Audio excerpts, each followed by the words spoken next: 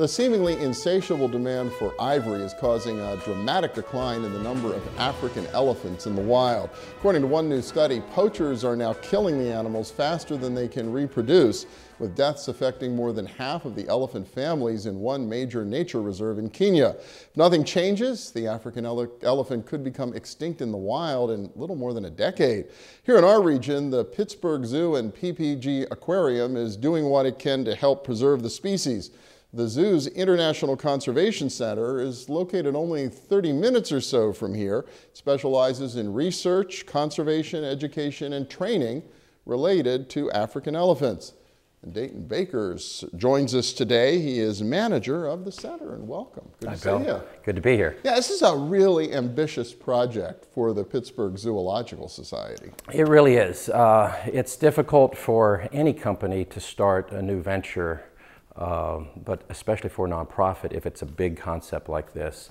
And in this case, our return on investment is not dollars from attendance. It's really a mission-driven result that we're looking for, in that we are seeking to research the husbandry management and the reproductive physiology of African elephants and other species into the future, so that we can improve their quality of life. Wow, and so you've been at this, what, since about 2006, so eight years or so since it started? Exactly. We purchased the land in 2006 and have slowly grown over that period. In fact, we've added about 1 employee every year, so we have about 8 employees now. And in the future, we probably see 15 to 20 employees down the road. And our specialty right now, to begin with, is the African elephant. That's where our focus is. Of course, we've got some video of them out there, and they seem to be having a good time out there in this lovely Somerset County countryside. I got to ask you, what's the deal with the mud? Well, elephants, it's interesting with elephants, they actually use the mud to treat their skin.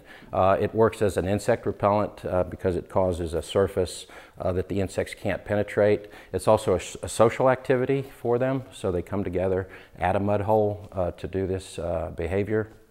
And it also, if you go around to different zoos, you'll find that quite often they're different colors.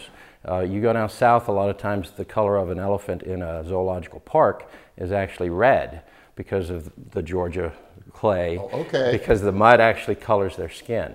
Oh, is that It's almost like a makeup. That's fun. Where did these elephants come from? The elephants that we have are captive elephants. So they didn't come from Africa. They came from actually, three of them did come from Africa. We had the good fortune of being able to rescue 3 elephants from Botswana that were in jeopardy of becoming a statistic, and we brought them over a couple of years ago. The hope is then to grow this herd and then be able to place them eventually, or have them... Well, the idea is, to begin with, to research their quality of life. In other words, elephants love to eat trees.